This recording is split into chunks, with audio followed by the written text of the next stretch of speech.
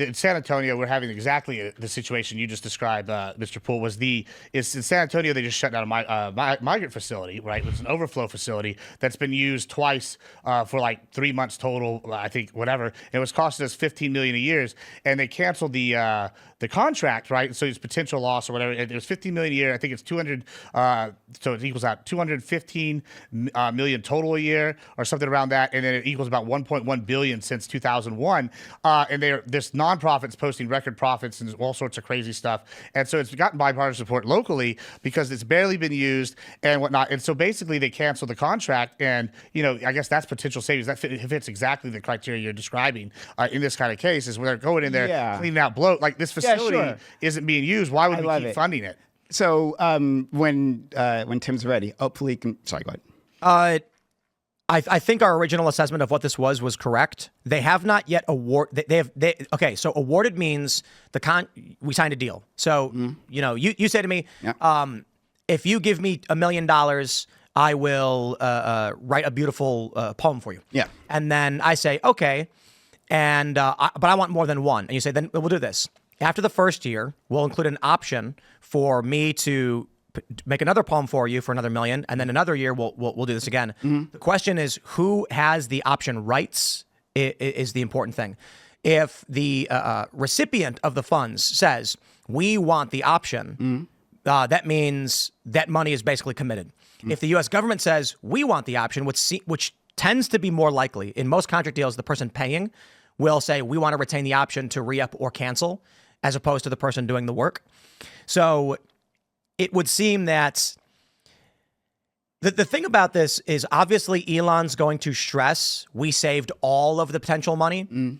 But if it was an option held by the government, then I suppose it's semantics. It really is semantics. I don't know that it is semantics, though, right? So, like, I just brought up that facility, right? So that's $215 million a year, right? It's been used, what, like 6 months since 2001 or 2021, right? Since 2021, that's $1 billion, right? Okay, let's just take 6 months out of that, or like 8 months. I don't care. We can take a year out. Tim, if you could pull up Endeavor's San Antonio, that's what we're talking about. Yeah, so that's like 7. Let's just say they take out a full. What specifically about it? Okay, it's basically they're spending $15 million a month to keep a cold facility open, and they're saying that's what it costs to open this, like bring it back at any given time. We have to have $15 million a month, whatever. So they shut it down. So that's $215 million a year. Let's just say they had it open, they used it for a full year, which they didn't. But let's just say for you're talking about the facility that's $18 million per month. Yeah, $18 million a month. That one, yes. So sorry, I thought so. 15 should be 18. This one, exactly. This one, right? It was reportedly shut down because of inhumane conditions or something to that effect. But no, because it wasn't being used. No, it was shut down because it wasn't being used.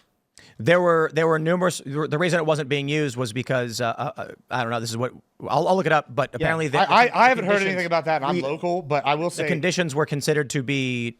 Well, that makes it even worse. But right. I mean, but without even factoring that in, right? Let's just say for it wasn't subpar, and let's just say it was used as it was supposed to be for 1 year, right? Full year, 215. It's like 215 million for a year, right? That's a lot of money to the average taxpayer. And when you save that that's $1 billion in 3 years. Like, you act like $1 billion in 3 years for one closing isn't a massive amount. No. We can't judge these in the sense of an individual's like pocketbook. Yes, all this. Absolutely. No, we actually can't, because in all the numbers when we're talking about government are massive. To fund anything, it's a massive amount, right? So that in itself doesn't tell us whether something is worth spending on or not, right? Whether you should cut it or not, right? We actually have to judge these on the utility that's being processed. Sure, and this is a prime example of waste. So I don't know. So I'd like to. No, it's not a prime example. So. Tim, I haven't heard about the inhumane. Let me fact check that. I could be wrong. I'm not sure about that. So I'll wait for that kind of evidence. I think that was the one at Eagle Pass. Okay, no, we got it. I got it. Okay. Yeah. Okay. Since March of 2024, HHS has paid $18 million per month to keep the facility in Pecos, Texas, used for housing unaccompanied migrant children. That was previously at the center of reports of poor conditions. That's what they said. Okay. Well, so I don't know if that's the reason why they stopped using it. So hold on. Look at that the sentence before. As a result, this is the big controversy, right? As a result, Family Endeavor's cash portfolio of investments grew from $8.3 million in 2020 to $520 million in 2023. So what? Yeah, that is sus. Yeah, it's not at all. That's not at all sus. They got money from a contract. That's not all sus. Why would that be sus? Well, they shut it down for using it. No, hold on. we understand. I know, Tim, you understand migration flows, right? Migration flows aren't constant. So there are some times and we've seen this, right? When migration has skyrocketed, right? And because they were bringing them in. Okay, whatever. I love you, Gibbs. So it's skyrocketed, right? And we've had a ton of facilities filled up to the brim, right? To the point, and you might remember this, Tim, when there was within Texas, right? We were housing migrants under a bridge.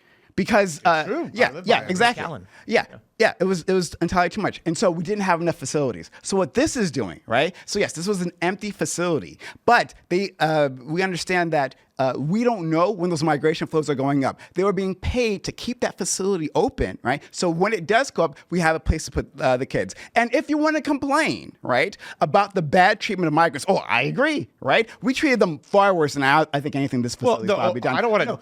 No, we remember the reports, right? We remember the reports of what happened to those migrants. We remember the sexual abuse. We remember the freaking guy who was not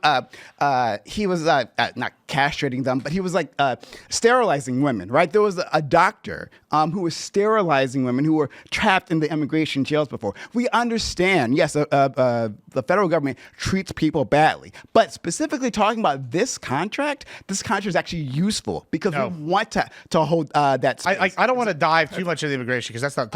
No, but you brought this up. I will. Immigration's effectively zero now, right? Well, that's where I was going to go with that. Is we have had a record number of catches, right, on the border. They're having record numbers of not gotaways, right? Because one, Abbott went down there and built the wall, and two, Trump has backed them up, and it's proof that this is how it relates to Doge it's proof that the government could have stepped in and done these things if they had wanted to, right? And so then when we see this facility, this is clearly a fleece because they could have shut down the immigration because Trump's done it, and then we could have shut it down, and then that's and then bullshit. hold on. Do we have a caravan coming? Do we have a caravan coming right now? Not anymore because the wall's up. Because the wall is up. The wall hasn't changed. What are you talking about? Hold on. Did Trump suddenly build a massive amount of wall in the time since?